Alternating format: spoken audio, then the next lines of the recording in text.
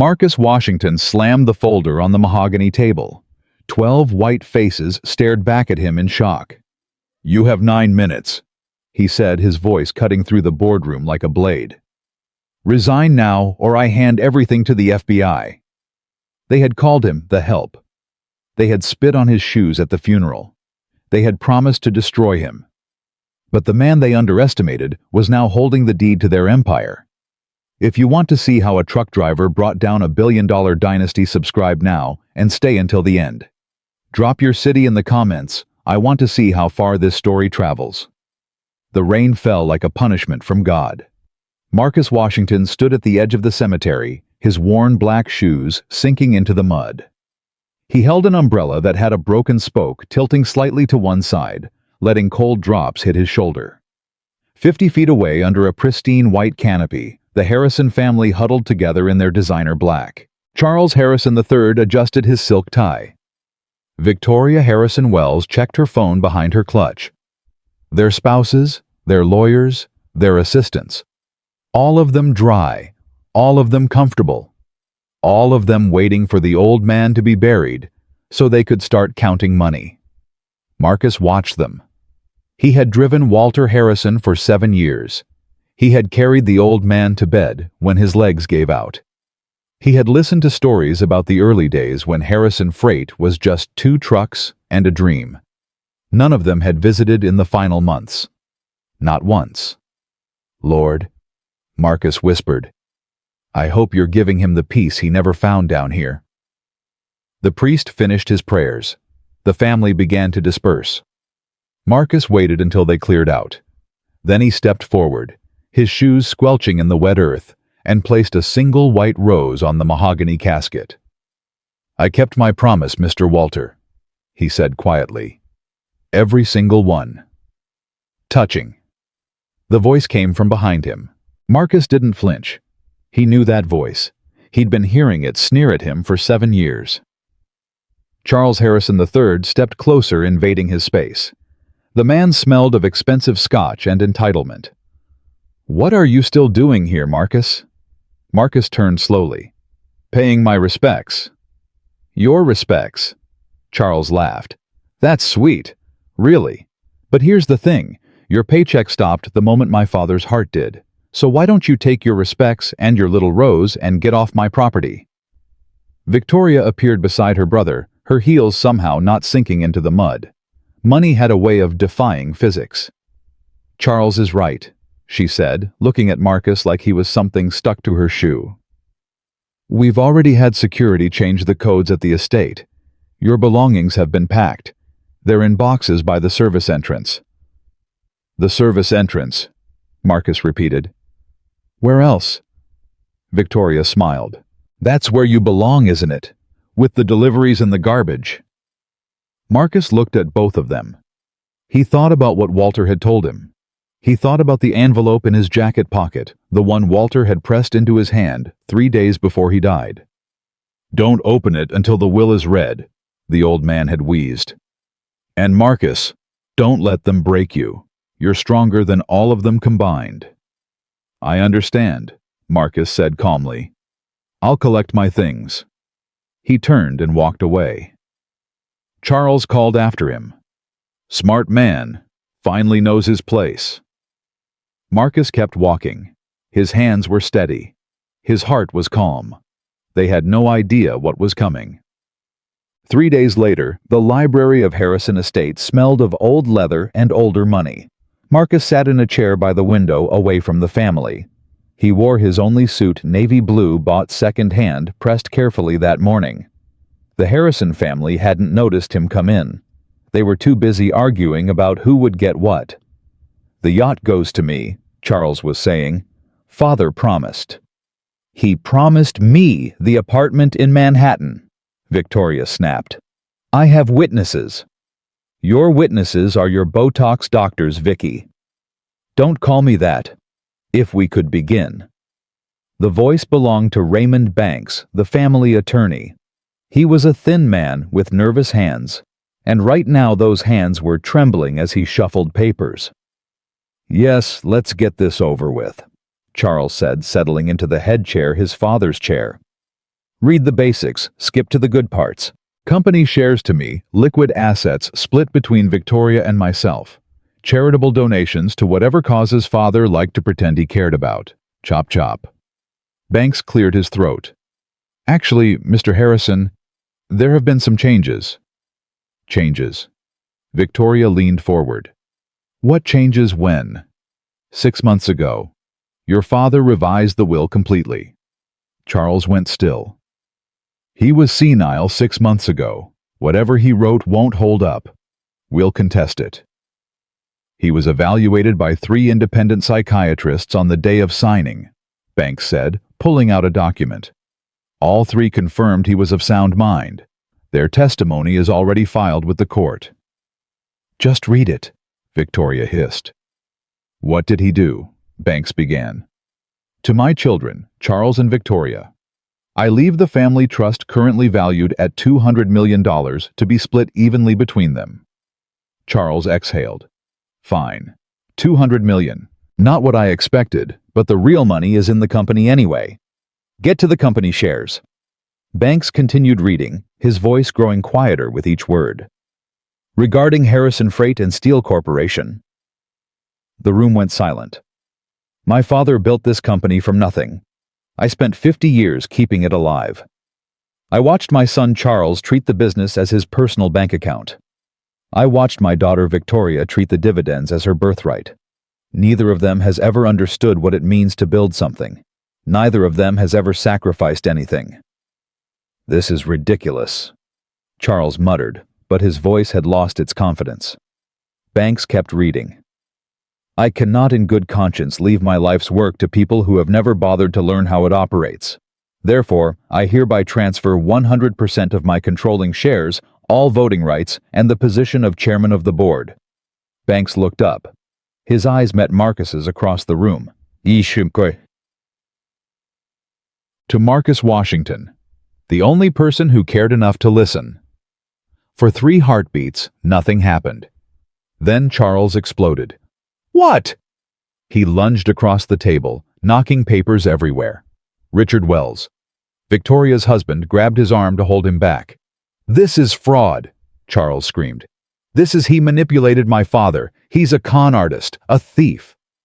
Victoria was hyperventilating, clutching her pearls like they might fly away. The company? He gets the company. That's $3 billion. That's our legacy. Marcus stood slowly. He didn't raise his voice. He didn't need to. Mr. Banks, he said calmly. Please continue. Banks nodded, grateful for the steady presence in the room. He kept reading. To my children, I want to say this: I loved you. I truly did. But you never loved me. You loved what I could give you. Marcus was the one who sat with me when I was afraid. Marcus was the one who learned the business because he wanted to understand my life, not because he wanted my money. If you're hearing this and you're angry, good. Maybe for the first time in your lives you'll understand that actions have consequences. Charles was shaking.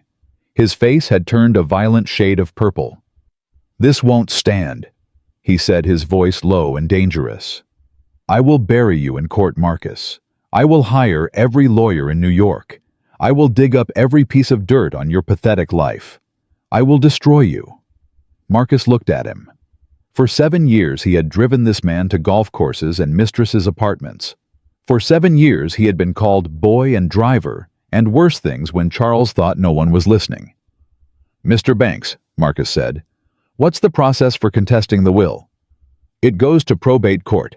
The family can file a challenge, but given the psychiatric evaluations and your father's video testimony, Victoria shrieked. Your father recorded a statement. It's quite comprehensive. Charles pointed at Marcus, his finger trembling with rage. You think you won. You think this is over. I will make your life a living hell. You have no idea who you're dealing with. Marcus reached into his jacket pocket. He pulled out the envelope Walter had given him. He had opened it that morning alone in his small apartment. Inside was a single sheet of paper, handwritten in Walter's shaky script. Marcus looked at Charles. Your father told me something before he died, Marcus said. He said you'd threaten me. He said you'd try to scare me off. He also said... Marcus unfolded the paper and read aloud.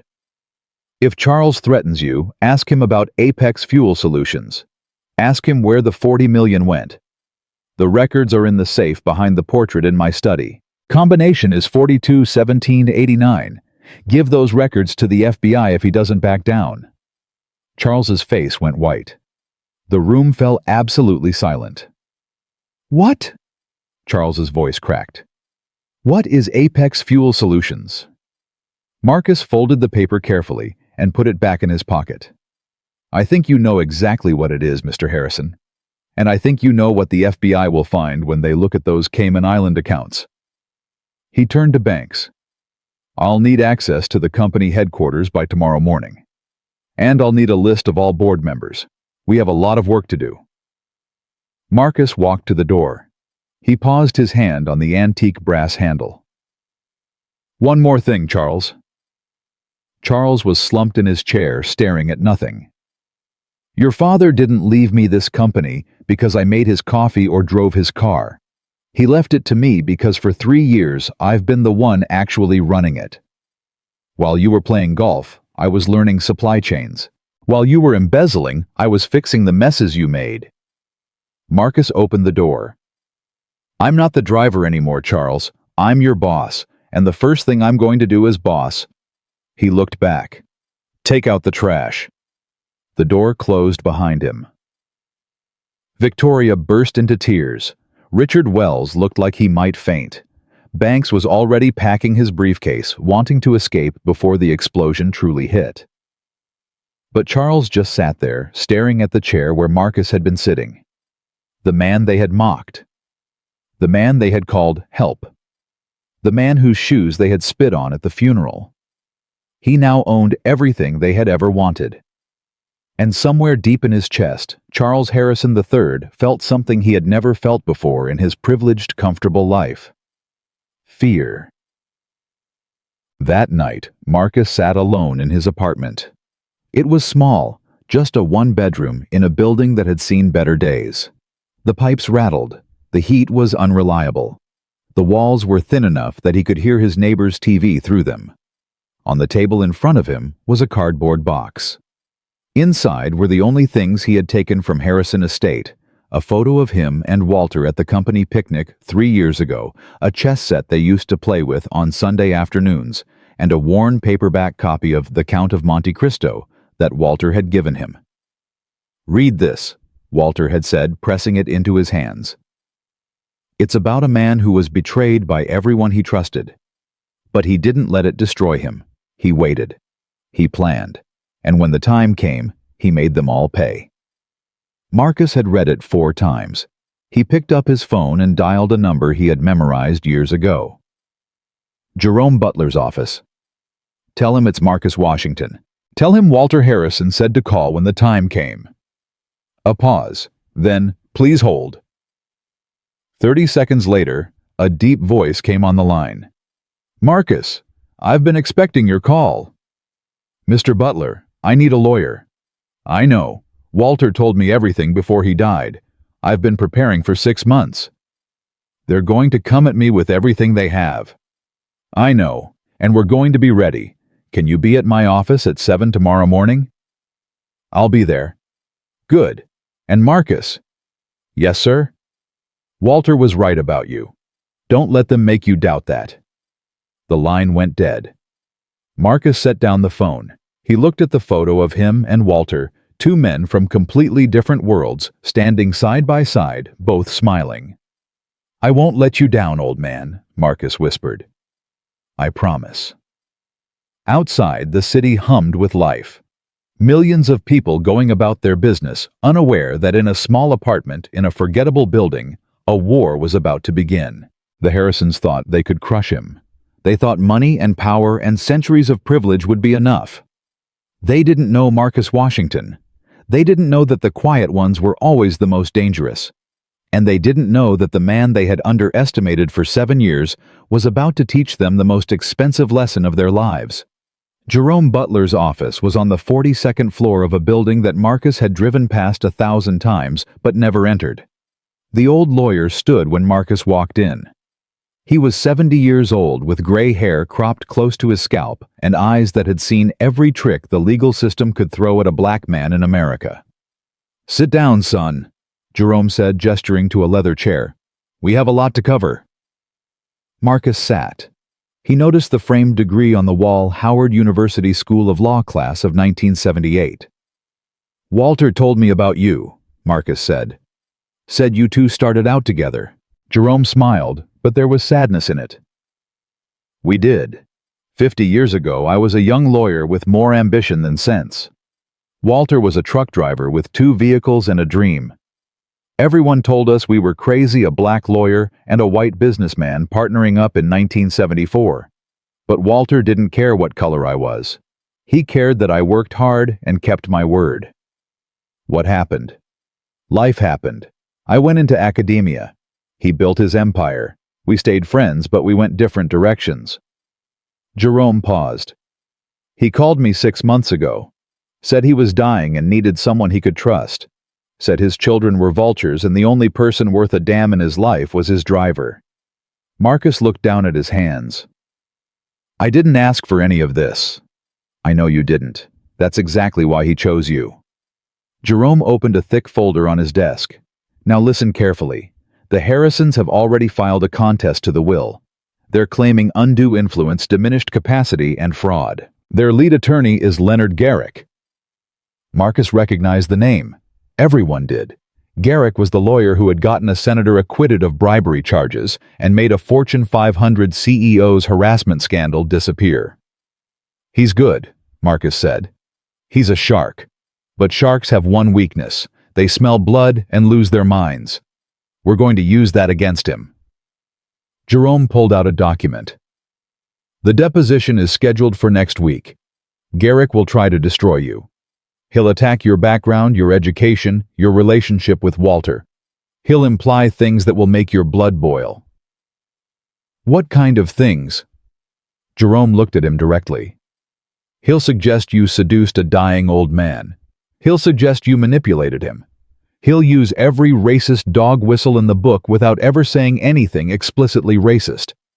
He'll try to make you angry because angry black men scare white juries." Marcus felt his jaw tighten. "So what do I do?" "You stay calm. You answer only what's asked. And when the moment is right." Jerome smiled, and for a second, he looked 30 years younger. "You hit them with everything we've got." He slid another folder across the desk. This one was thicker. "What's this?" "Homework. Walter spent his last 6 months documenting every piece of corruption in his company. Every embezzled dollar, every shell company, every kickback Charles and his cronies ever took." Jerome tapped the folder. "By the time I'm done preparing you, Marcus, you won't just survive that deposition. You'll turn it into a massacre."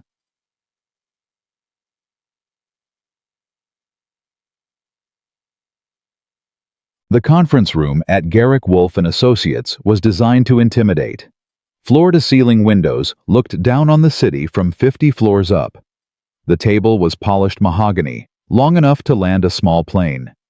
At one end sat Charles Harrison, Victoria Harrison Wells, and 4 junior attorneys.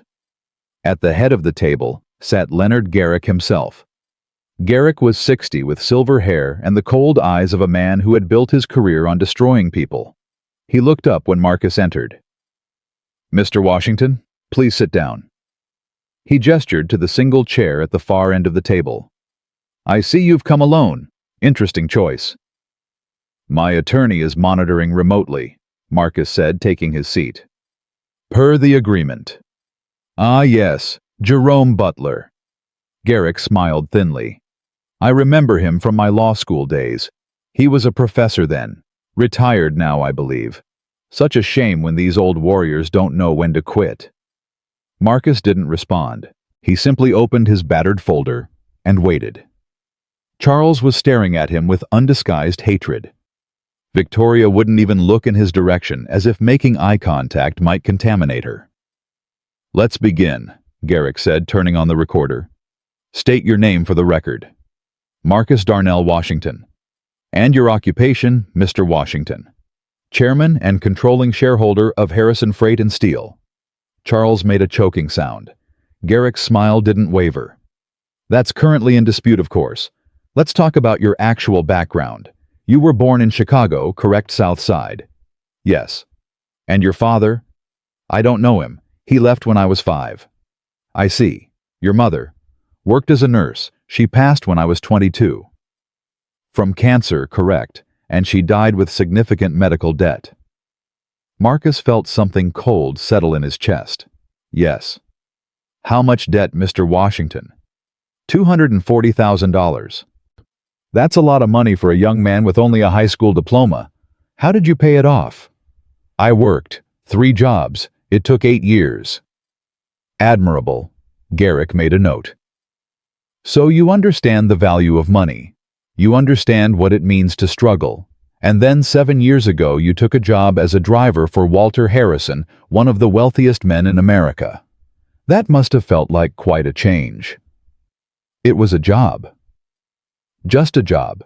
You lived on his property. You had access to his home at all hours.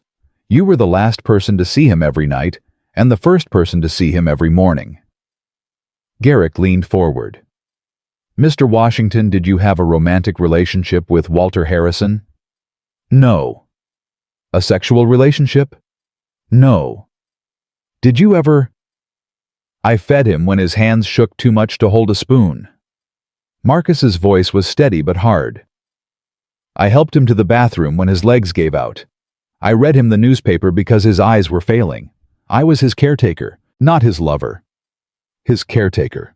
Garrick tasted the word. And yet he left you a $3 billion company. That seems disproportionate to the services rendered, doesn't it? You'll have to ask him. I can't. He's dead. Garrick pulled out a document. Let me read something.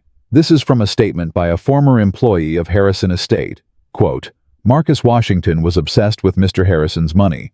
He was always asking about the will, always trying to isolate Mr. Harrison from his family. Marcus shook his head.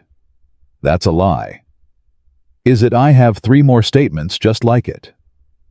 Paid statements. Marcus looked directly at Charles. How much did you pay them? 50,000, 100. Objection, one of the junior lawyers called out. The witness is speculating. This is a deposition, not a trial, Marcus replied calmly. I can say whatever I want. Garrick's eyes narrowed slightly. This wasn't going the way he expected.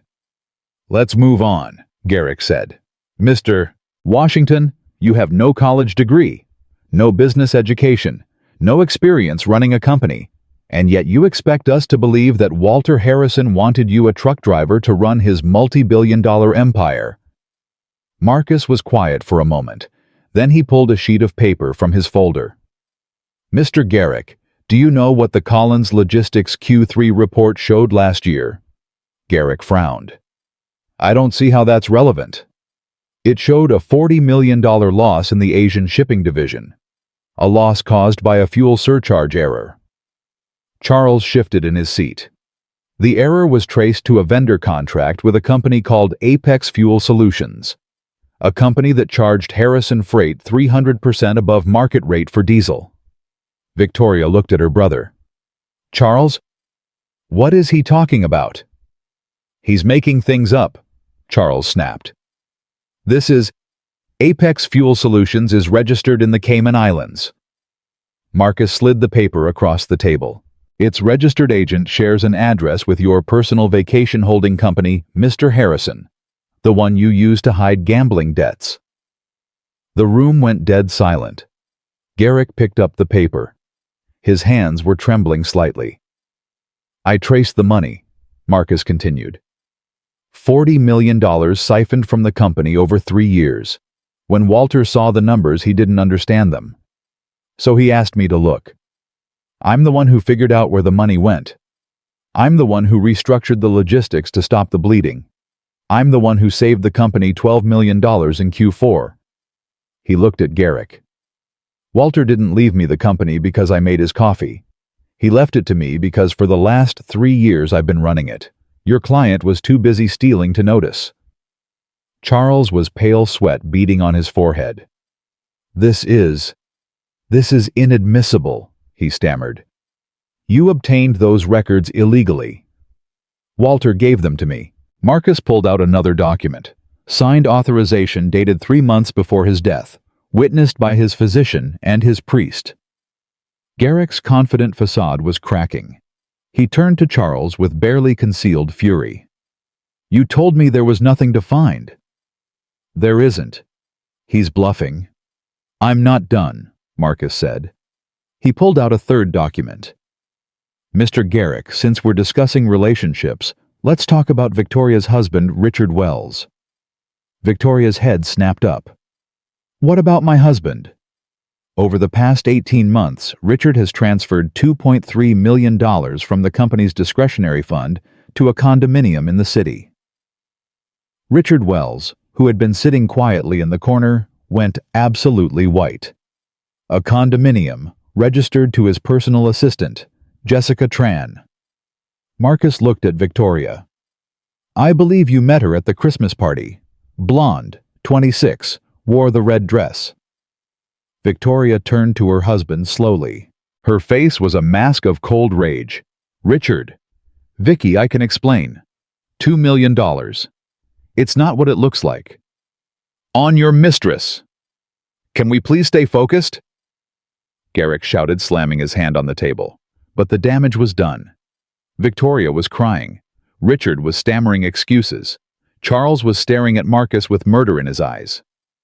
Marcus stood up. I think we're done here. Sit down, Garrick commanded. This deposition isn't over. Yes, it is. You came in here thinking you'd break me. You thought I was just some dumb driver who got lucky. Marcus picked up his folder. But I'm not the one with secrets, Mr. Garrick. Your clients are, and I have all of them. He walked to the door. Mr. Washington? Garrick's voice was controlled, but Marcus could hear the desperation underneath. My clients are prepared to make you an offer. $50 million. You walk away from the company, sign a non-disclosure agreement, and this all goes away. Marcus stopped. He turned back to face the room, the expensive lawyers, the entitled heirs, the whole corrupt machinery that had been running on Walter Harrison's legacy. $50 million. It's more money than you could spend in a lifetime. You're right, it is. Marcus nodded slowly. But here's the thing about money, Mr. Garrick. It can't buy back the nights I held Walter's hand while he cried because his children wouldn't visit. It can't buy back the dignity your client stripped from him every day of his final years. He opened the door. I'll see you in court. Yeah, the news broke that evening. Harrison heir accused of embezzlement. Family empire in chaos. Marcus watched it from his apartment, a cold cup of coffee in his hands. His phone hadn't stopped ringing, reporters, board members, people he'd never met offering support or threats. There was a knock at his door. Marcus checked the peephole and opened it to find Jerome Butler standing there with a bottle of bourbon and 2 glasses. Thought you might need this, Jerome said, stepping inside. Hell of a day. Did you watch it? Every second. I had the feed running in my office. Jerome poured 2 drinks and handed one to Marcus. You did good. Better than good. You had Garrick rattled inside of 20 minutes. He'll come back harder. He will. But now he knows you're not a pushover. That changes everything. They drank in silence for a moment. Marcus, I need to ask you something. And I need you to be honest with me. Ask. Can you do this? Not just the legal fight. That's the easy part. I mean, running the company, managing 12,000 employees, making decisions that affect families, communities, entire towns. Can you handle that? Marcus looked out the window. The city stretched before him, millions of lights in the darkness.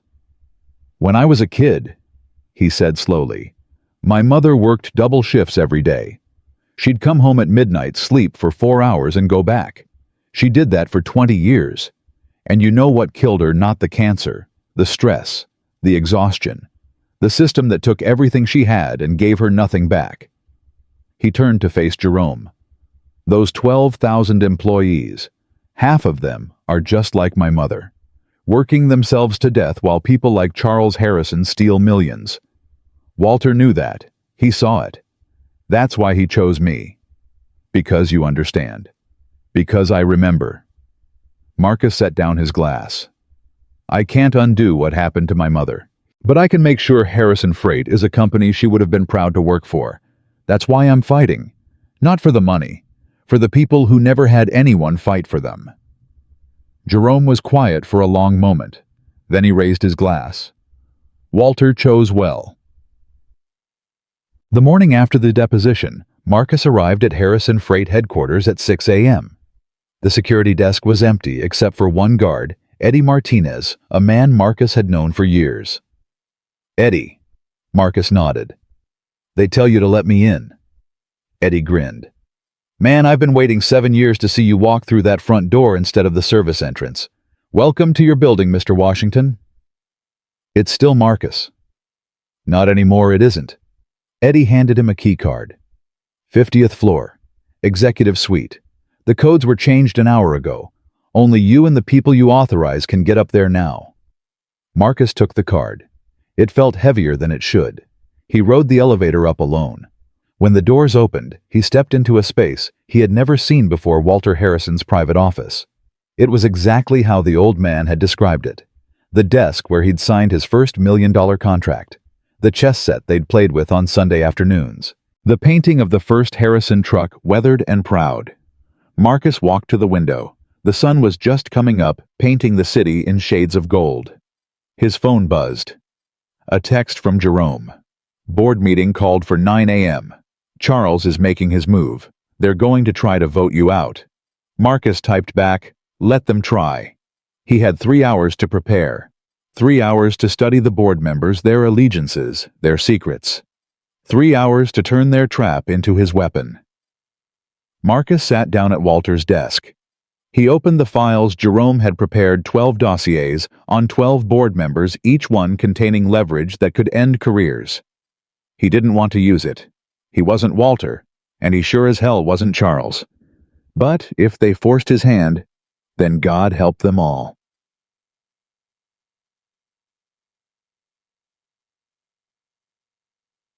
At 8:45, Marcus's phone rang. Mr. Washington, this is Margaret Chen from the Wall Street Journal. We're running a story about the Harrison succession. Would you like to comment? No comment.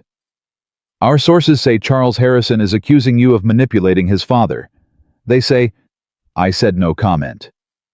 Mr. Washington, the public deserves to know. Marcus hung up. Immediately, another call came through. This time, he didn't recognize the number. Hello, Marcus Washington. The voice was male, older, gravelly. My name is Thomas Wheeler. I'm on the Harrison board. We met briefly at the company picnic 3 years ago. Marcus remembered him. One of the quieter board members. Never seemed to participate in Charles's schemes. Mr. Wheeler. I'll make this quick. I know what Charles is planning for the 9 o'clock meeting. I know which board members are in his pocket.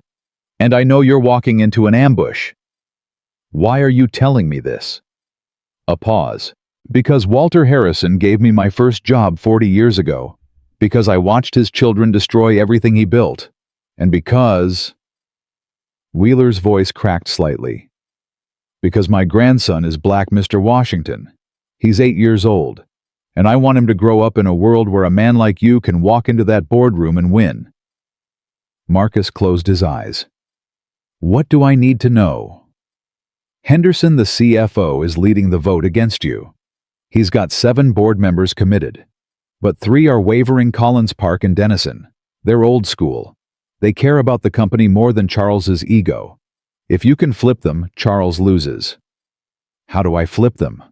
Show them the Apex Fuel documents. Show them Charles was stealing from them. Make it personal. And if they don't flip? Wheeler was quiet for a moment. Then you lose the company today, son. And Charles Harrison wins. Yen. At exactly 9:00 a.m., Marcus walked into the boardroom. 12 faces turned toward him. 8 were hostile. 3 were uncertain. 1, Thomas Wheeler, gave him an almost imperceptible nod. Charles Harrison stood at the head of the table, already grinning.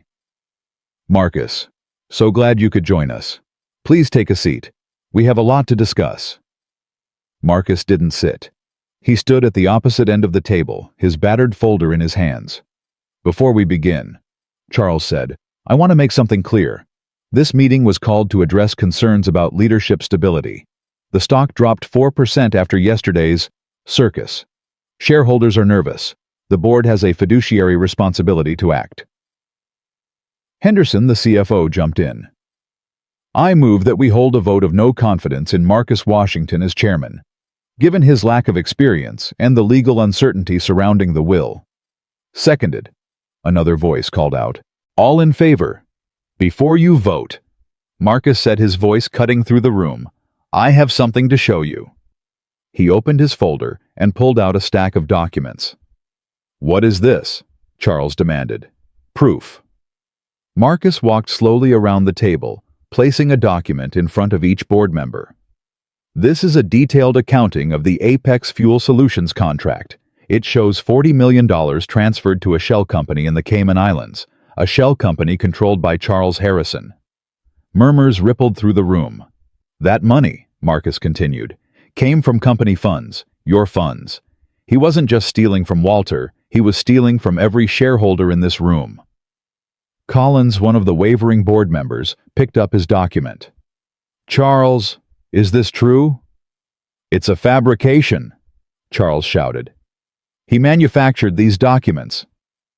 "Then you won't mind if I send them to the SEC for verification," Marcus said calmly. "I'm sure they'll clear your name." Charles went pale. Park, another wavering member, was scanning the numbers. "These account transfers, they match irregularities I flagged 2 years ago. I was told it was a clerical error."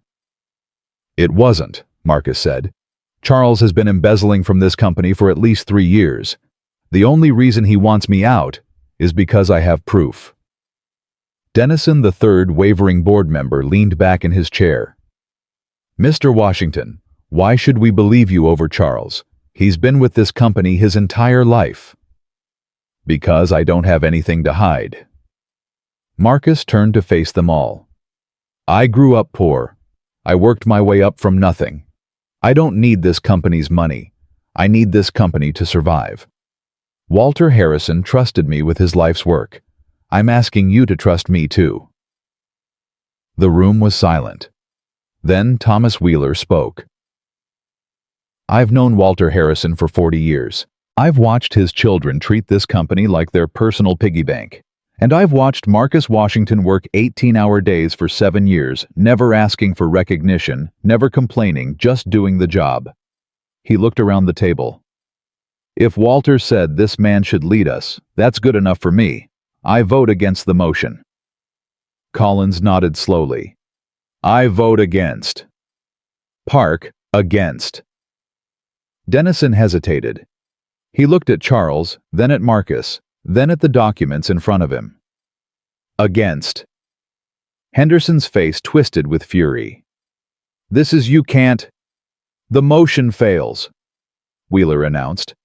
"Marcus Washington remains chairman." Charles slammed his fist on the table. "This isn't over." "Yes," Marcus said quietly. "It is." He turned and walked toward the door. "Marcus." Charles's voice was low, dangerous. "You think you've won, I will destroy you. I will burn this company to the ground before I let you keep it." Marcus stopped at the door. He looked back at the man who had called him boy for 7 years. "You're welcome to try Charles." He paused. "But I should warn you, I've already sent copies of the Apex documents to the FBI. They should be opening them right about now." Charles's face went white. Marcus walked out. Behind him, he heard Charles Harrison's world beginning to collapse. The call came at 2 in the morning. Marcus was still at headquarters reviewing quarterly reports when his phone lit up with an unknown number. "Mr. Washington," The voice was female, young, scared. "This is Jessica Tran." Marcus sat up straighter. Richard Wells's mistress. The woman whose existence had blown up Victoria's marriage in the deposition room. "How did you get this number? I have friends in HR." She was crying, he could tell. "Mr. Washington, I need to warn you. Richard came to my apartment tonight. He was drunk angry. He said Charles is planning something bad." "What kind of something?" "I don't know exactly, but Richard kept saying, 'If we can't have the company, nobody will.' He mentioned the server room. The records." Her voice dropped to a whisper. "Mr. Washington, I think they're going to destroy evidence. Tonight." Marcus was already moving toward the door. "Where is Richard now?" "He passed out on my couch. I took his phone while he was sleeping. There are texts between him and Charles. They're planning to meet someone at the building at 3 a.m. Send me screenshots, everything you have." "I'm scared, Mr. Washington. If Charles finds out I talked to you." "He won't, I promise. Just send the texts and stay somewhere safe tonight." He hung up and immediately called Eddie Martinez at the security desk. "Eddie, I need you to lock down the 50th floor. Nobody gets access except me, and check the camera feeds for the server room." "The server room, boss, that camera's been offline for maintenance since yesterday." Marcus felt ice in his veins. "Who authorized the maintenance?" "Let me check." A pause. "Says here it was Mr. Henderson, the CFO." Henderson. The same Henderson who had tried to vote Marcus out that morning. "Eddie, call the police. Now. Tell them we have a break-in in progress." "On it, boss."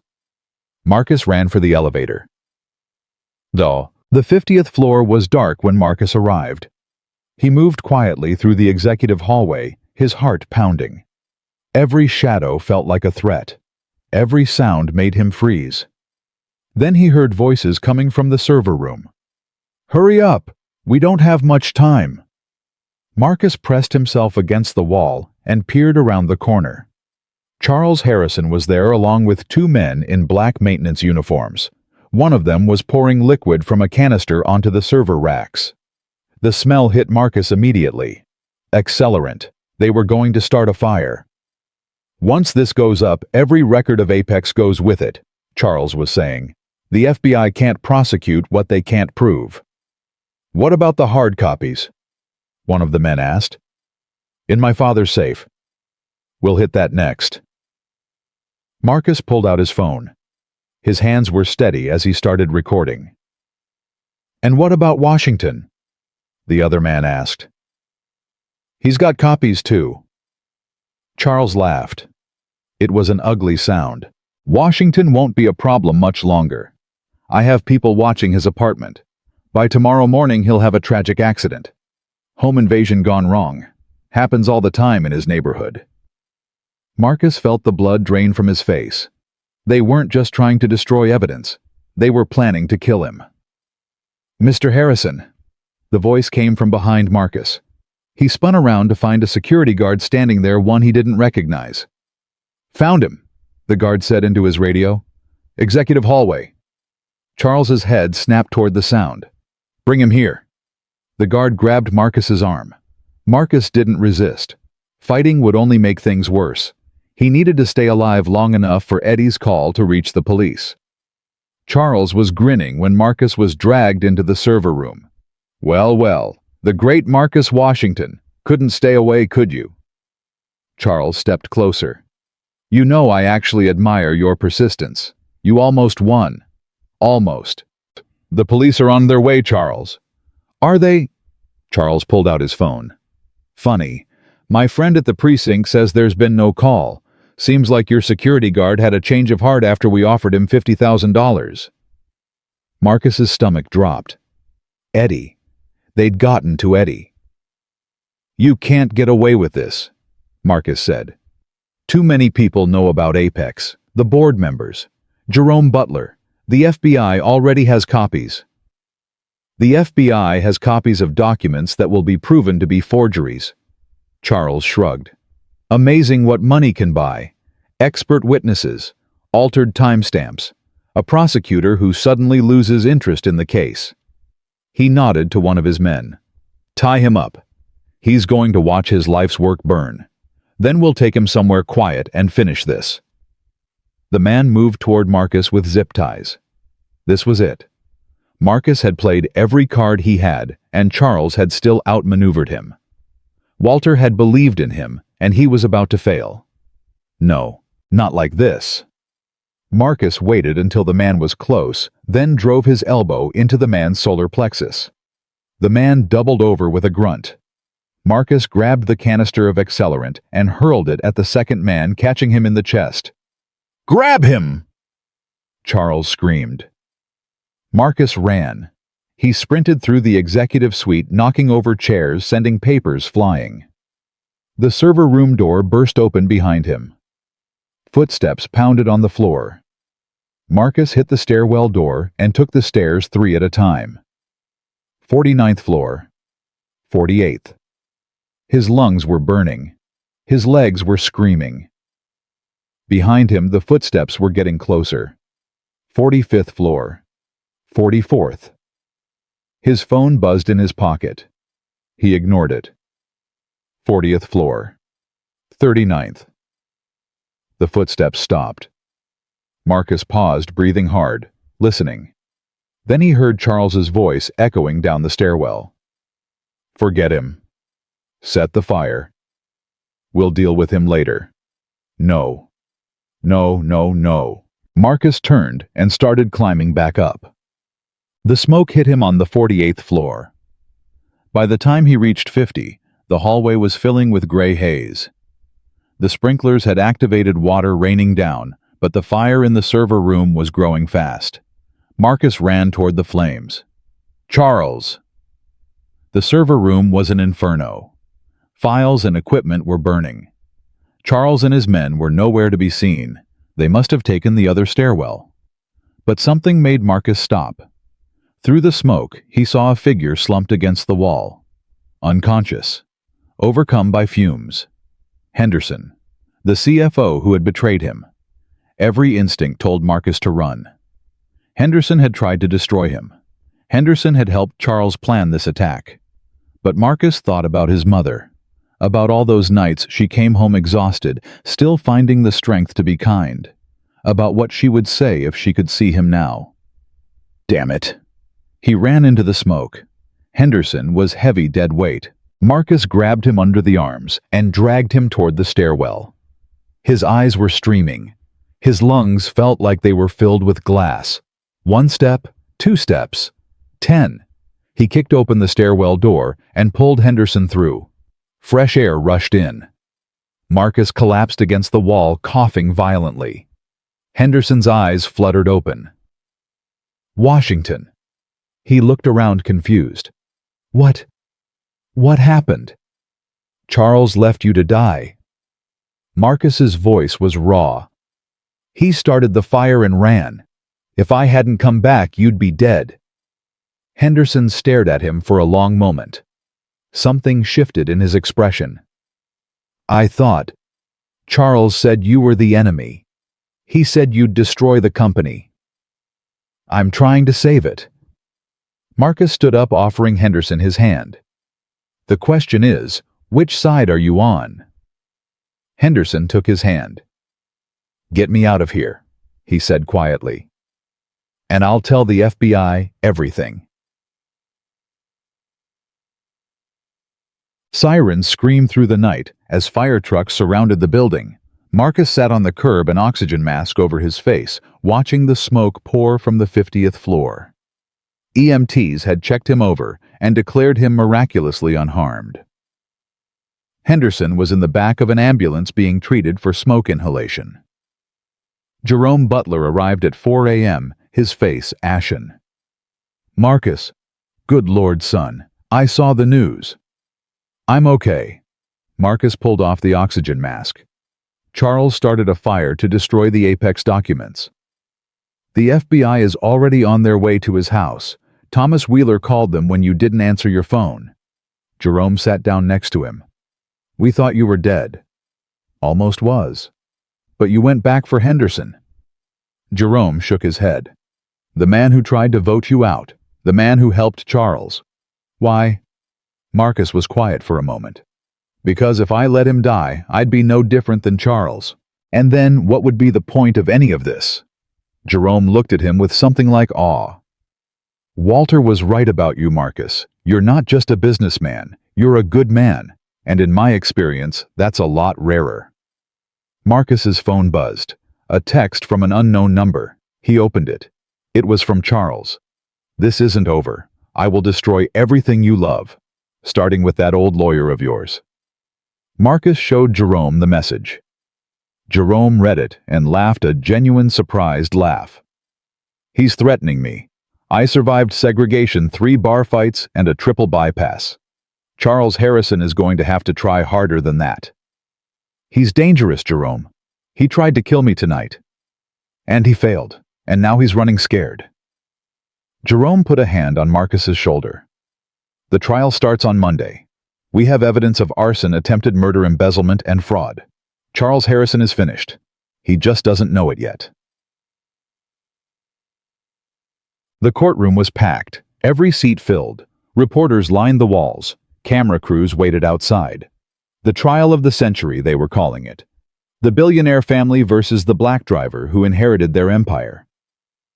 Marcus sat at the defense table with Jerome Butler. He wore his navy suit, the same one he'd worn to the will reading. It felt like a lifetime ago. Across the aisle, Charles Harrison sat with Leonard Garrick and a team of expensive lawyers. Charles looked worse than Marcus had ever seen him, thin, pale, with dark circles under his eyes. The arrogance was still there, but it was brittle now. Desperate. Victoria sat in the gallery, separated from her husband Richard, who was awaiting his own trial for fraud. She looked like a woman who had aged 20 years in 2 weeks. Judge Eleanor Washington, no relation to Marcus, entered, and everyone rose. "Be seated," she commanded. Her voice carried the weight of 30 years on the bench. "This court will now hear the matter of Harrison versus Washington regarding the contested will of Walter Harrison Sr. Mr. Garrick, your opening statement." Garrick rose slowly. He was still a formidable presence, but there was something uncertain in his movements now. The case had gone off the rails, and everyone knew it. "Your Honor, ladies and gentlemen, this case is simple. A dying man was manipulated by a trusted employee. Walter Harrison, in his final months, was isolated, confused, and vulnerable. Marcus Washington took advantage of that vulnerability to steal a family's legacy." He paused for effect. "We will present evidence that Mr. Washington systematically turned Walter Harrison against his own children. We will show that the documents allegedly proving Charles Harrison's embezzlement were fabricated, and we will demonstrate that Walter Harrison was not of sound mind when he signed the revised will." He sat down. Jerome stood. "Your Honor, my client didn't manipulate anyone. Walter Harrison chose Marcus Washington because his own children failed him. They ignored him. They stole from him. And when he finally had enough, they tried to burn down his company and murder the man he trusted most." A gasp ran through the courtroom. "We will present evidence that Charles Harrison embezzled $40 million. We will present testimony from David Henderson, the former CFO who participated in the cover-up and now wishes to make amends. And we will show this court something that speaks louder than any lawyer ever could: Walter Harrison's own words." Jerome looked at the judge. "Your Honor, I would like to enter Defense Exhibit A into evidence, a video recorded by Walter Harrison 3 days before his death." Charles leaped up. "Objection! We haven't verified the authenticity." "The video has been examined by 3 independent forensic experts," Jerome said calmly. "All 3 confirmed it is genuine and unaltered. Their reports were submitted to discovery last week." Judge Washington looked at Garrick. "Mr. Garrick." Garrick's jaw was tight. "No objection, Your Honor." "Play the video." The lights dimmed. A screen lowered, and Walter Harrison's face appeared. He looked exactly as Marcus remembered, frail, hooked up to oxygen, but with eyes that burned with clarity. "My name is Walter Harrison. I'm recording this because I know what my children are. I know what they'll do when I'm gone." In the gallery, Victoria began to cry. Preston will scream fraud. Beatrice will cry about her inheritance. They'll attack Marcus because he's the only person who actually cared about me. They'll call him a con artist. They'll call him worse things, things I won't repeat. Walter leaned forward, his voice gaining strength. But let the record show my son Charles called me on my birthday last year. He needed money to cover gambling debts. That's the only time he called. My daughter Victoria sent a fruit basket when I was hospitalized. Her assistant signed the card. I kept it. I wanted to remember how little I meant to them. The courtroom was absolutely silent. Marcus Washington sat with me every night for 3 years. He read to me when my eyes failed. He argued with doctors to get me better care. He learned my business because he wanted to understand my life, not because he wanted my money. Walter paused, tears streaming down his weathered face. I'm dying, and I'm not afraid. I'm at peace because I know my life's work is in good hands. Marcus, if you're watching this, don't let them break you. You are stronger than all of them combined. Build something I'd be proud of. Take care of the workers. Remember where you came from. He looked directly into the camera. To my children, I loved you. I loved you so much it hurt. But you never loved me. You loved what I could give you. And that's a kind of betrayal that money can't fix. The screen went black. Silence hung over the courtroom like a funeral shroud. Judge Washington cleared her throat. Mr. Garrick, do you have any evidence that contradicts the deceased's own testimony? Garrick stood slowly. He looked at Charles, who was slumped in his chair staring at nothing. Your Honor, may we request a recess? For what purpose? Garrick was quiet for a moment, to discuss a possible settlement. The settlement negotiations lasted 4 hours. In the end, Charles Harrison pleaded guilty to embezzlement and conspiracy to commit arson. He was sentenced to 8 years in federal prison. Victoria received her share of the family trust, $200 million, but was barred from any involvement in company operations. Richard Wells was charged separately for fraud and fled to Canada, where he was eventually arrested 6 months later. David Henderson turned state's witness and received immunity in exchange for his testimony. He resigned from the board and donated his entire severance package to a scholarship fund for first-generation college students. The will was validated. Marcus Washington became the sole owner of Harrison Freight and Steel. But before he left the courthouse, something happened that Marcus would remember for the rest of his life. Victoria Harrison Wells approached him in the hallway. Her makeup was ruined. Her designer clothes were wrinkled. She looked nothing like the woman who had spit on his shoes at the funeral. Mr. Washington? Marcus stopped. Mrs. Wells. She was silent for a moment, struggling with something. I hated you, she finally said. I hated you because you had something I never did, my father's respect. I spent my whole life trying to earn it, and you walked in and got it just by being decent. Marcus didn't respond. He waited. I'm not asking for forgiveness. I know I don't deserve it. I'm just... She wiped her eyes. I'm asking you to take care of what he built. He loved that company more than he loved us. Maybe that was wrong. Maybe that was why we turned out the way we did. But it was his life. And now, it's yours. She turned and walked away. Marcus watched her go. Jerome appeared beside him. You okay? Yeah. Marcus took a deep breath. Let's get to work. That evening, Marcus returned to headquarters. The 50th floor was still under renovation from the fire damage, but the 49th floor had been converted into a temporary executive suite. Marcus sat at a borrowed desk looking at the city lights below. His phone buzzed. A text from Eddie Martinez. Boss, the night shift guys want to know if you're coming to the floor tomorrow. They've got something for you. Marcus smiled. Tell them I'll be there at 6 a.m. He leaned back in his chair and closed his eyes. Tomorrow, he would start rebuilding. Tomorrow, he would meet with the workers, the managers, the people who actually kept this company running. Tomorrow, he would begin the work that Walter had entrusted to him. But tonight he allowed himself one moment of peace. He had survived, he had won, and he had done it without becoming the thing he was fighting against. Walter would have been proud. Marcus pulled out his phone and called Jerome. Jerome, I need you to set up a meeting with the board. I have an idea for a new company initiative. What kind of initiative? A scholarship program. Full tuition for employees' children who want to study engineering, logistics, or business. We're calling it the Walter Harrison Legacy Fund. Jerome was quiet for a moment. Walter would have loved that. I know. Marcus looked out at the city.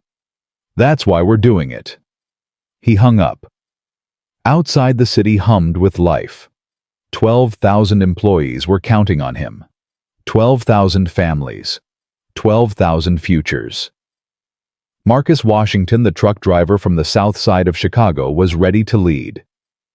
3 months after the trial, Marcus walked into the Pennsylvania steel plant at 5:30 in the morning. The night shift was ending.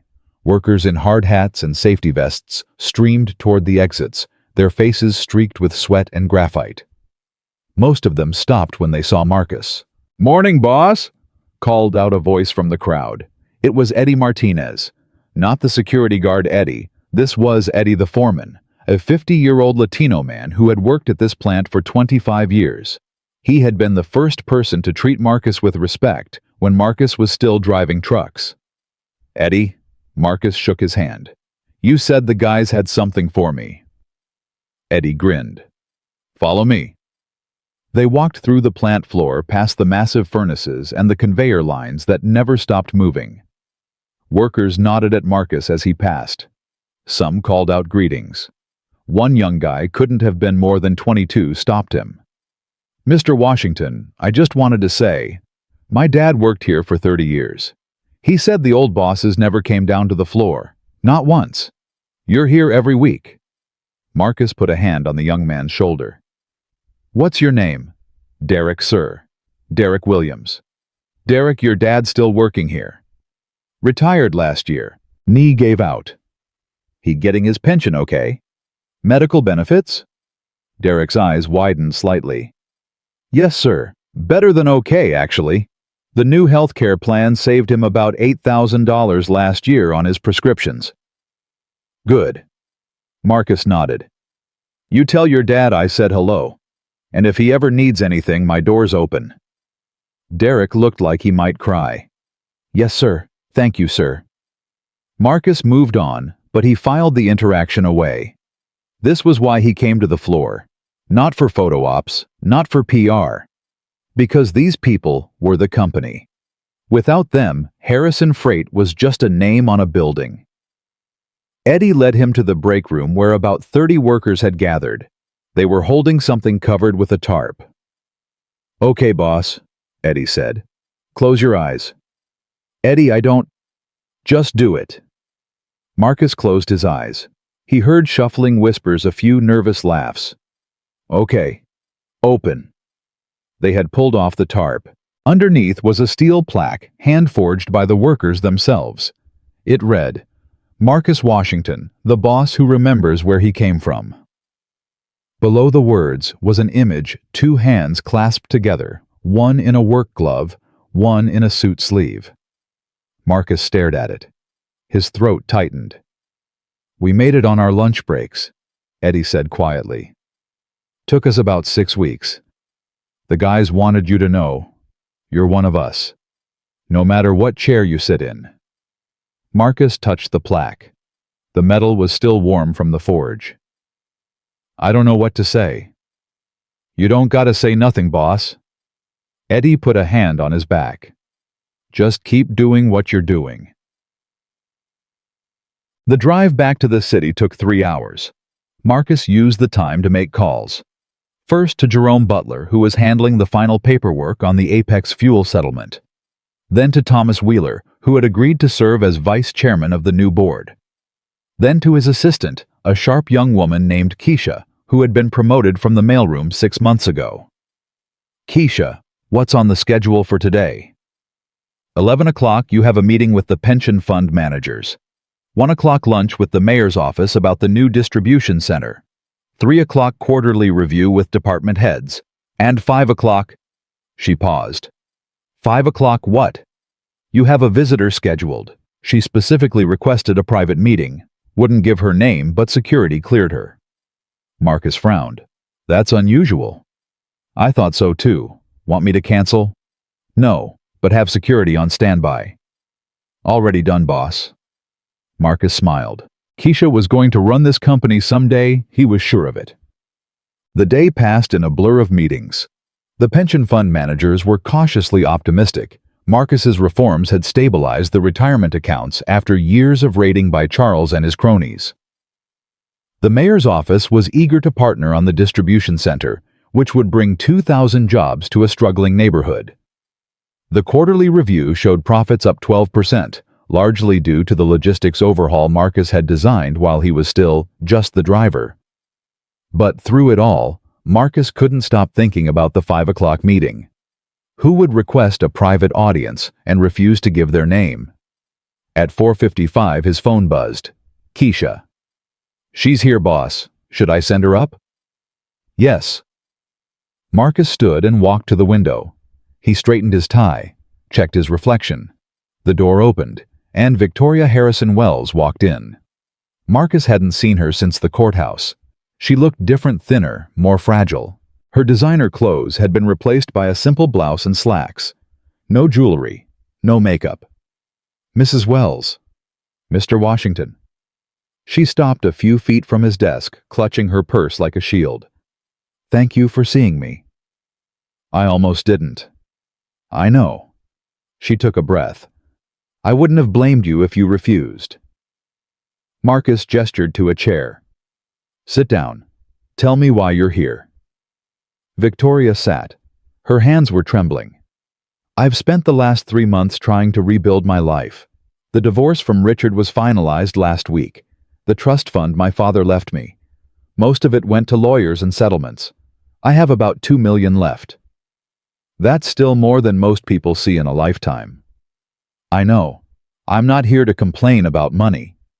She looked up at him. I'm here because I need to understand something. What? Why did you save Henderson? Marcus blinked. He hadn't expected that question. The night of the fire, Victoria continued. Charles left Henderson to die. You could have let him burn. He tried to destroy you. He helped Charles steal from the company for years. But you went back into a burning building to save his life. Her voice cracked. Why? Marcus was quiet for a long moment. Because my mother raised me better than that. Victoria's eyes filled with tears. I keep thinking about what my father said in that video, that we never loved him, that we only loved what he could give us. She wiped her face. He was right. I've been so angry my whole life. Angry that he worked all the time. Angry that he cared more about his company than his family. But I never once thought about what he might have needed from me. Marcus sat down across from her. Mrs. Wells. Victoria, please. Victoria, why are you telling me this? She reached into her purse and pulled out an envelope. My father kept letters. I found them when I was cleaning out the estate before the sale. Letters he wrote but never sent. This one is addressed to you. She handed it to Marcus. His name was written on the front in Walter's shaky handwriting. I haven't opened it, Victoria said. It's not mine to read, but I thought you should have it. Marcus held the envelope. It felt impossibly light. Thank you. Victoria stood. She walked to the door, then paused. Mr. Washington? Yes. Build something he'd be proud of. That's all I ask. She left. Marcus sat alone in his office holding the letter. He stared at his name for a long time. Then slowly, he opened it. Dear Marcus, if you're reading this, I'm dead. Strange thing to write, but I've never been one to sugarcoat. I want to tell you something I never had the courage to say out loud. When I first hired you, I thought you were just another driver. Good worker, reliable, nothing special. I was wrong. I've been wrong about a lot of things in my life, but I'm glad I got to be wrong about you. You reminded me of myself, not the billionaire. The kid who started with nothing. The kid who worked 18-hour days because he had something to prove. Somewhere along the way, I forgot what that felt like.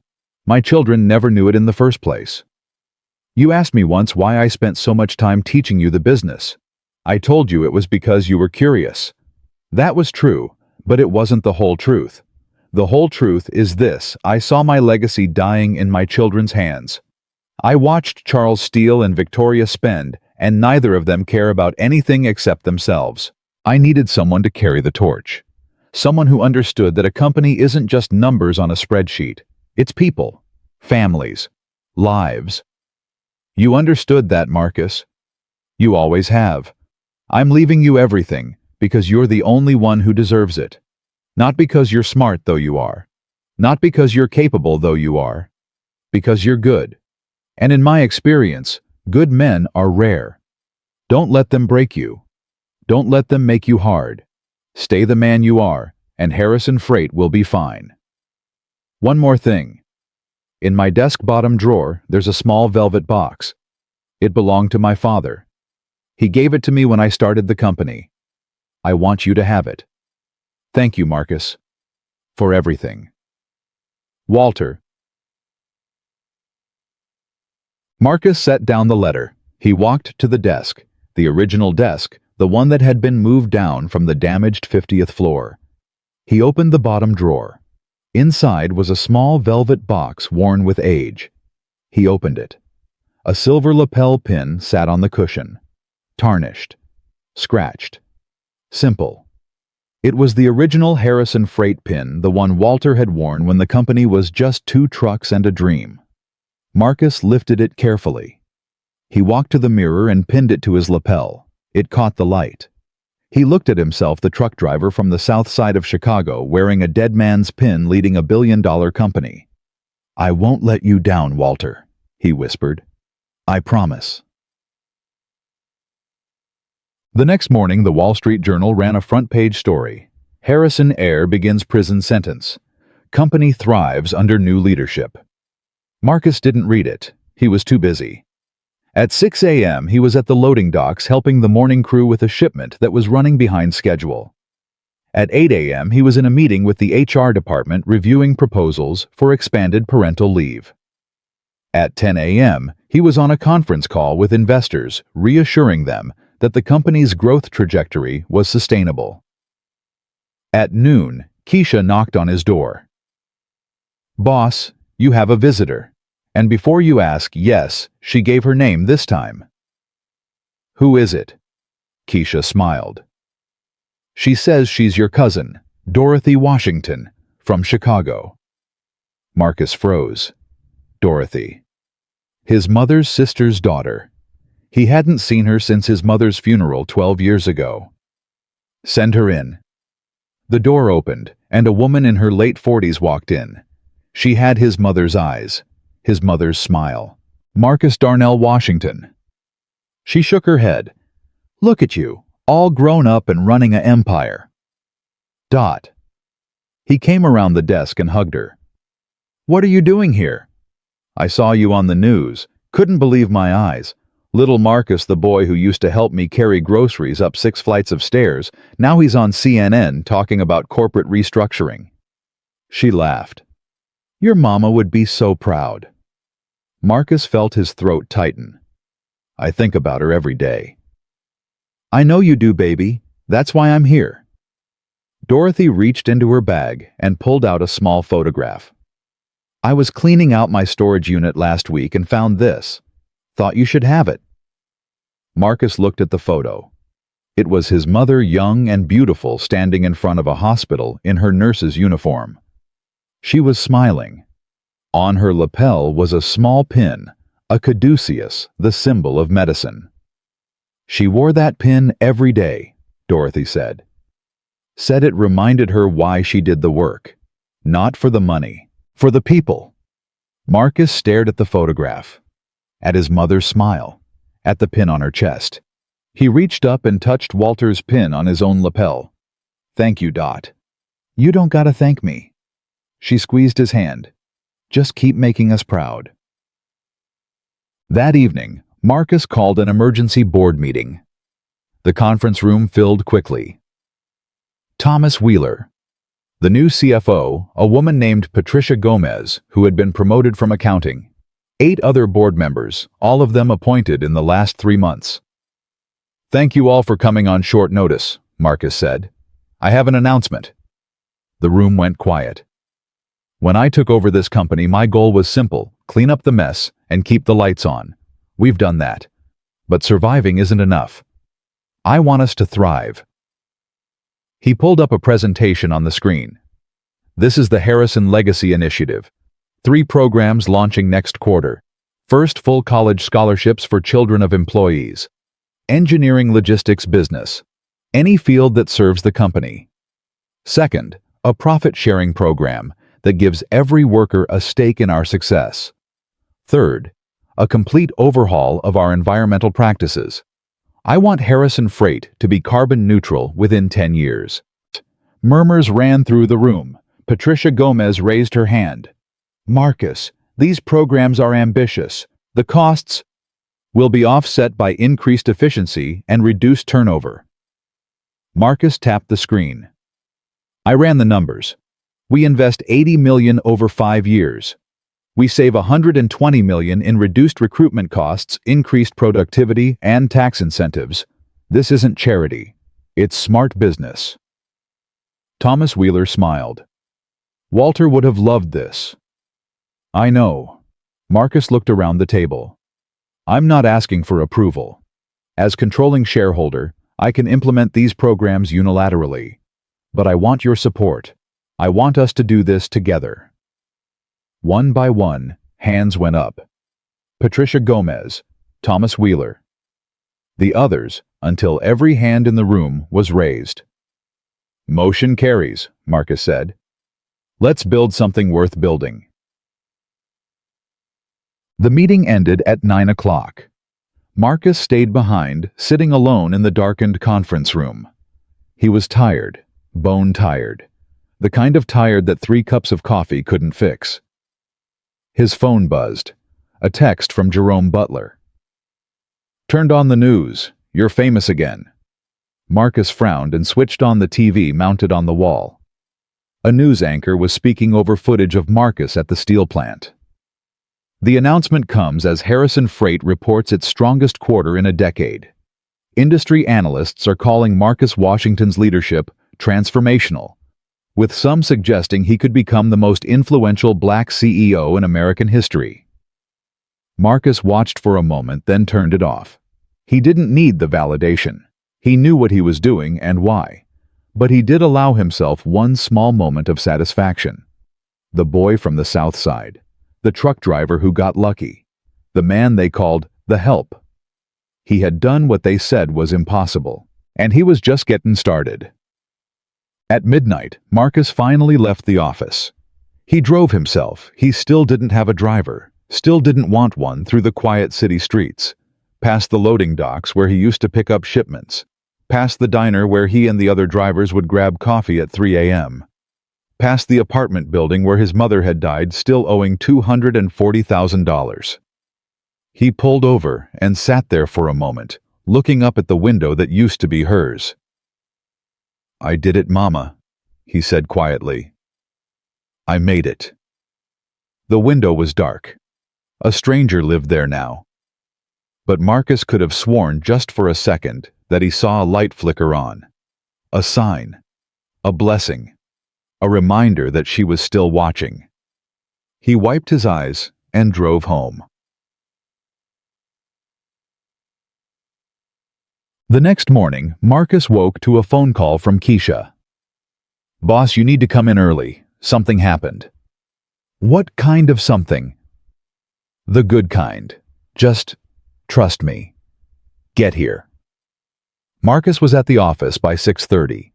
The lobby was packed. Employees, board members, even some workers from the Pennsylvania plant who must have driven through the night. They were all holding candles. Marcus stopped in the doorway. What is this? Eddie Martinez stepped forward. He was wearing his foreman's vest over a dress shirt, which meant he had come straight from the plant. Today's the anniversary, boss. 1 year since Mr. Harrison passed. The guys wanted to do something to mark it. Marcus looked at the crowd. Old faces, new faces, black, white, brown, men and women, young and old. We lit candles for him, Eddie continued. But really we lit them for you, for what you've done, for what you're building. One by one the crowd began to speak. You saved my pension, said an older woman from accounting. You promoted my daughter, said a man from the loading docks.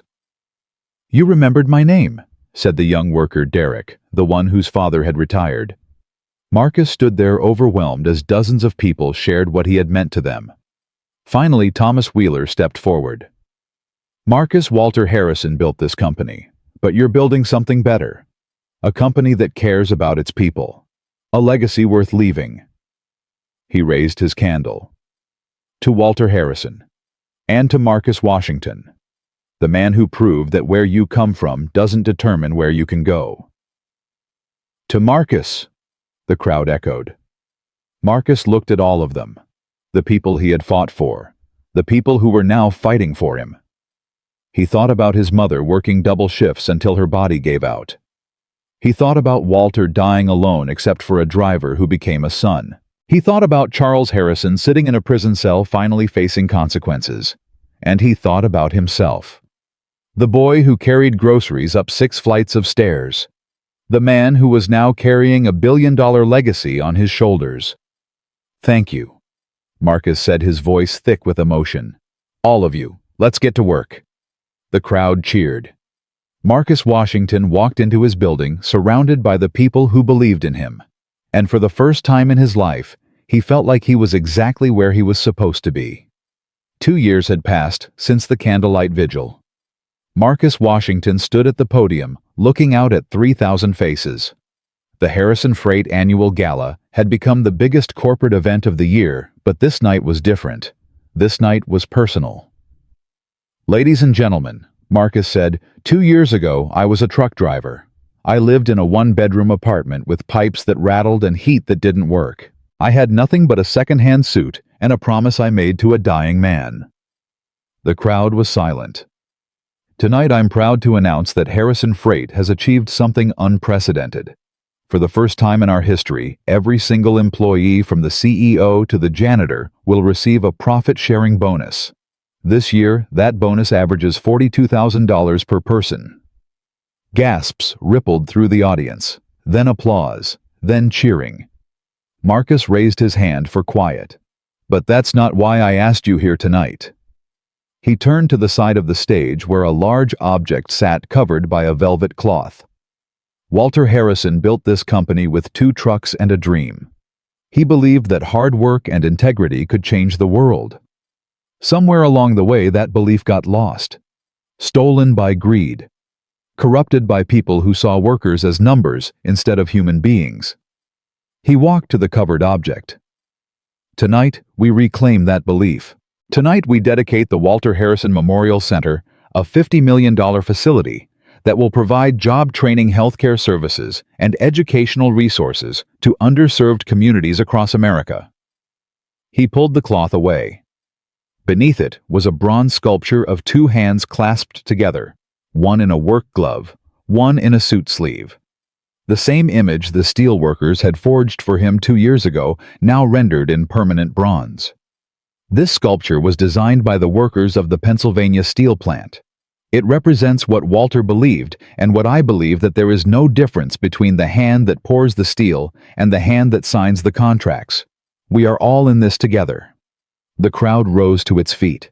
Marcus looked out at them, the workers, the executives, the community leaders, the reporters, and felt something he hadn't felt in years: peace. After the gala, Marcus retreated to a quiet corner of the venue. Jerome Butler found him there holding a glass of water and staring at nothing. "Hell of a speech," Jerome said, lowering himself into a chair with a grunt. At 72, his knees weren't what they used to be. "Didn't feel like a speech, felt like a conversation." That's why it worked. Jerome studied him. You okay? You seem distant. Marcus was quiet for a moment. I got a letter today, from Charles Harrison. Jerome's expression hardened. What does he want? He's up for parole. Good behavior. He wants me to write a letter supporting his release. You've got to be kidding. I wish I was. Marcus pulled the letter from his pocket. He says he's changed. Says prison gave him time to reflect. Says he wants to make amends. Jerome took the letter and scanned it. His face grew more skeptical with each line. Marcus, this man tried to kill you. He burned down your office. He threatened everyone you care about. I know. So what are you going to do? Marcus took the letter back, folding it carefully. I'm going to visit him.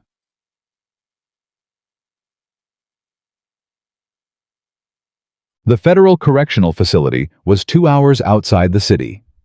Marcus drove himself as always. He wore a simple gray suit, no tie, no cufflinks.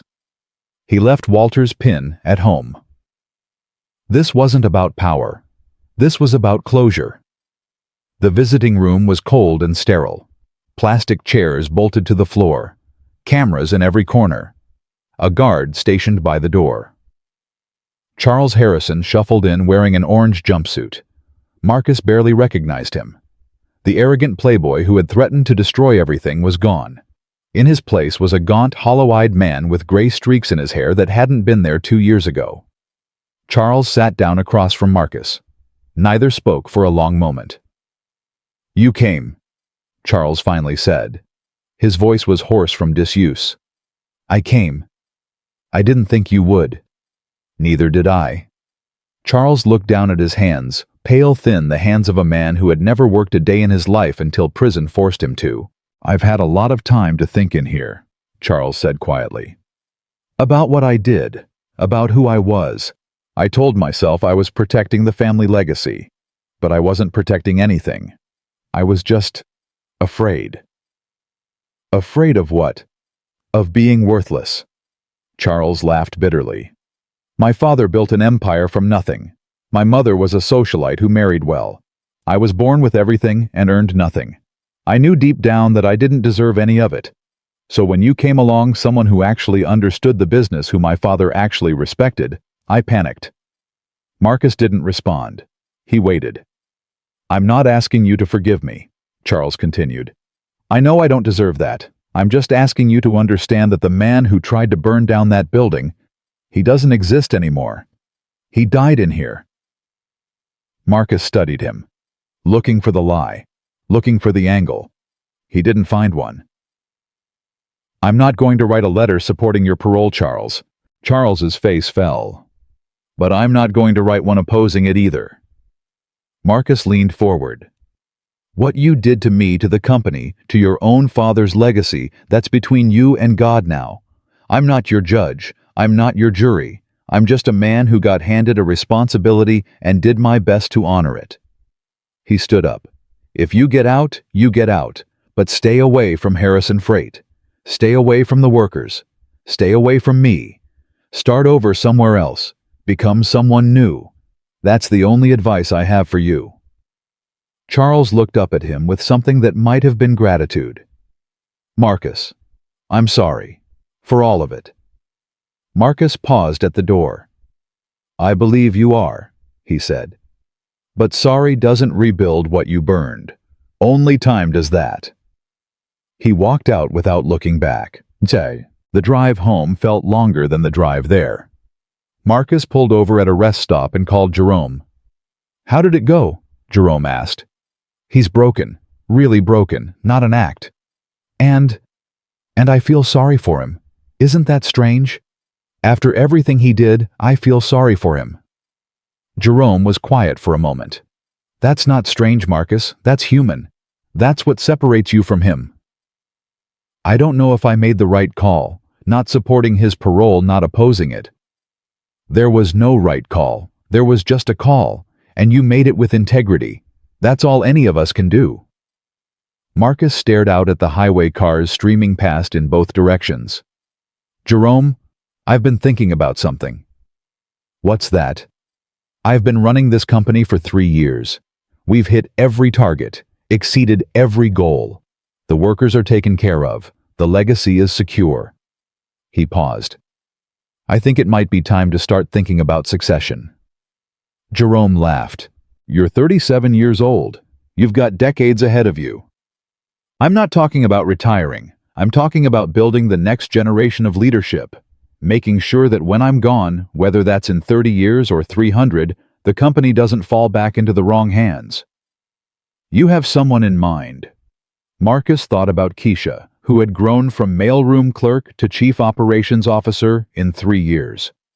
About Derek Williams, the young worker whose father had retired, now enrolled in the company's engineering scholarship program.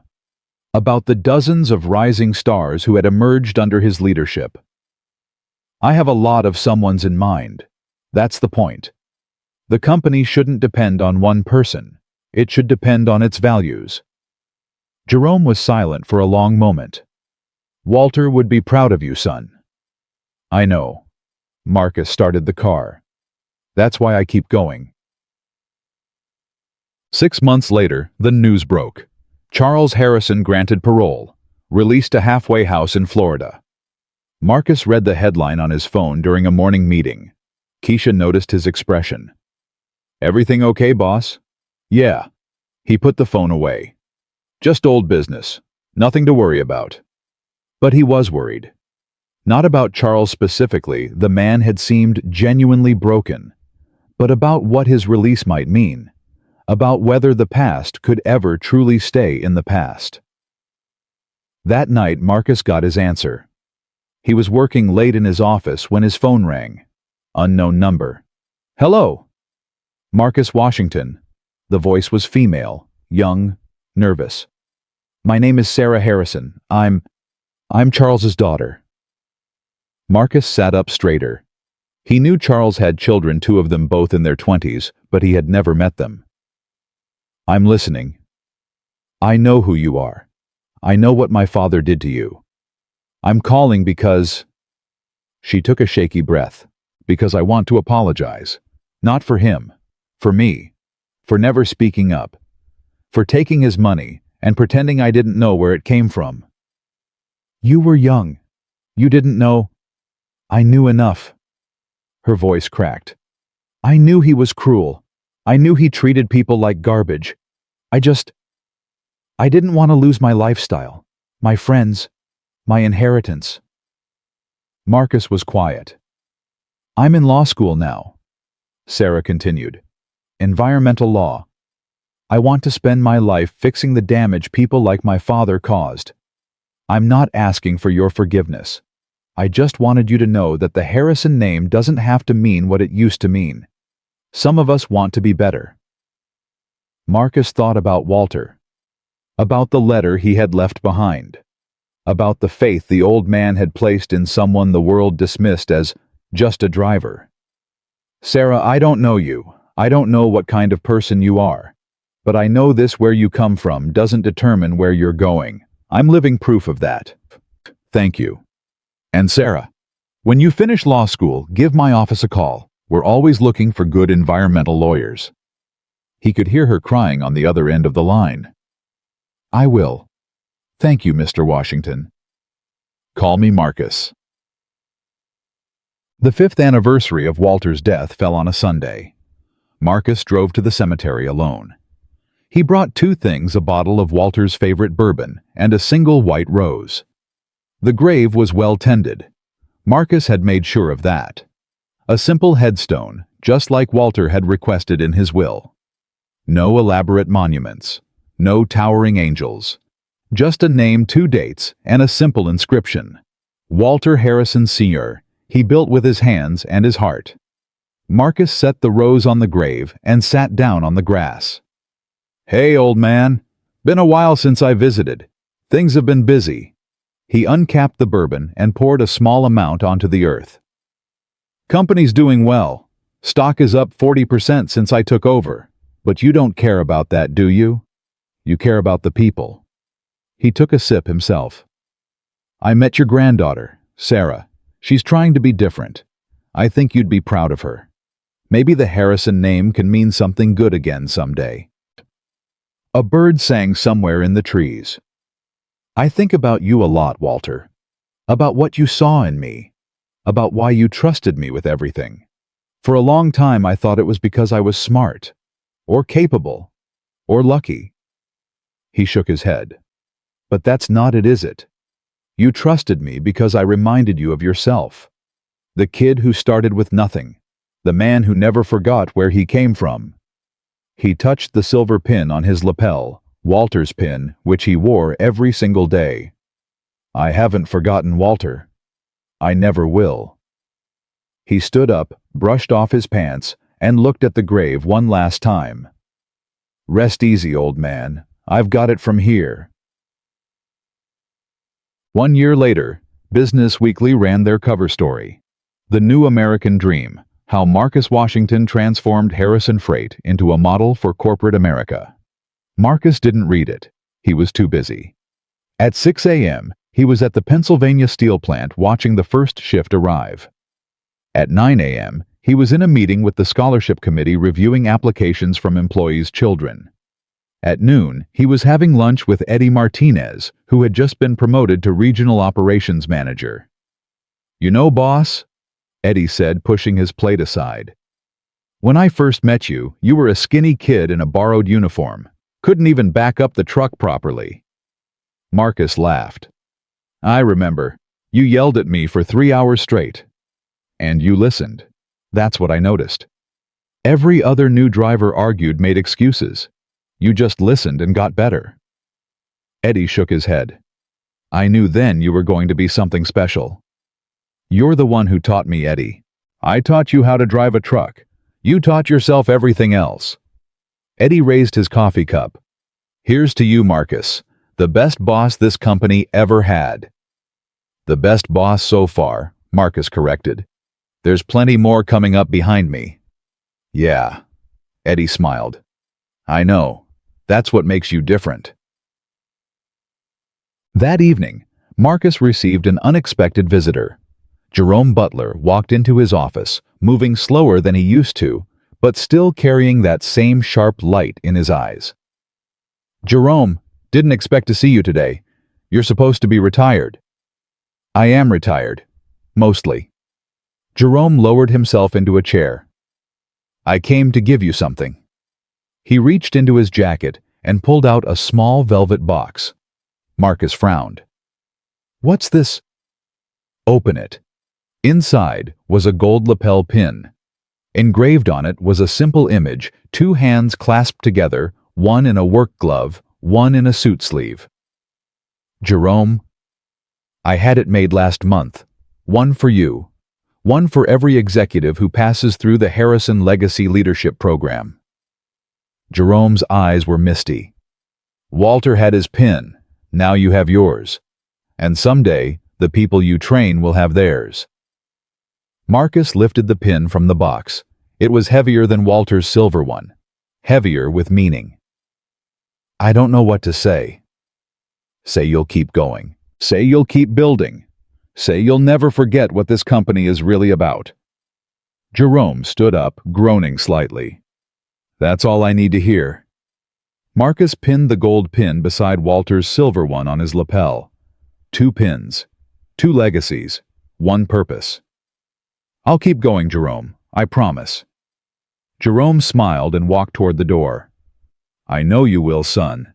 That's why Walter chose you. 10 years after Walter Harrison's death, the anniversary gala drew 5,000 attendees. Marcus stood backstage watching the crowd through a gap in the curtains. Workers from every Harrison facility across the country. Community leaders from a dozen states. Politicians, celebrities, business leaders, all of them there to celebrate what the company had become. Keisha appeared beside him. At 42, she was now executive vice president and the odds-on favorite to succeed Marcus when he eventually stepped aside. You nervous, boss? A little. I'm announcing the expansion tonight. 20 new facilities, 30,000 new jobs. It's the biggest investment in company history. And you're worried people won't support it.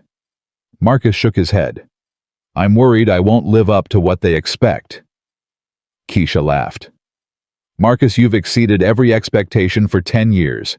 When are you going to stop doubting yourself? Probably never. Good. She squeezed his arm. That doubt is what keeps you honest. The day you stop questioning yourself is the day you become Charles Harrison. Marcus looked at her, this woman who had grown from mailroom clerk to executive, who embodied everything he believed about human potential. You're going to be a hell of a CEO someday, Keisha. I learned from the best. She nodded toward the stage. Now get out there and inspire them. Marcus walked to the podium. The crowd fell silent. Thank you all for being here tonight. 10 years ago, I stood at Walter Harrison's grave and made a promise. I promised to build something he would be proud of. I promised to take care of the people he entrusted to me. I promised to never forget where I came from. He paused. Tonight, I'm proud to say that I've kept those promises. But the work isn't done. It will never be done. Because the work isn't about one man or one company. It's about proving that business can be a force for good. That success and integrity aren't opposites. That where you start doesn't determine where you finish. He looked out at the crowd, the workers, the executives, the young people from the scholarship program who would lead the next generation. When I was a boy in Chicago, my mother worked double shifts as a nurse. She came home exhausted every night, but she always had time to tell me one thing. Marcus, the world will try to tell you who you are. Don't listen. You tell the world who you are. He touched the 2 pins on his lapel. For years, the world told me I was just a driver, just the help, just a poor kid from the South Side with no degree and no connections. But I didn't listen, and tonight I'm standing here as proof that the world is wrong. The crowd began to applaud. You don't need a fancy degree to change the world. You don't need a trust fund or a family name. You just need to work hard, stay humble, and never forget the people who lifted you up. He raised his glass. To Walter Harrison, who saw something in me that I couldn't see in myself. To my mother, who taught me that kindness is strength. And to all of you, the workers, the dreamers, the people who show up every day and give everything they have. This company belongs to you. This legacy belongs to you. And together we're going to build something that lasts forever. 5,000 people rose to their feet. Marcus Washington stood at the podium bathed in applause, wearing the pins of 2 legacies on his chest. The truck driver from the South Side, the man who inherited an empire, the leader who proved that quiet power speaks louder than all the wealth in the world. He had been underestimated his entire life. He had answered with excellence, and the world would never forget his name.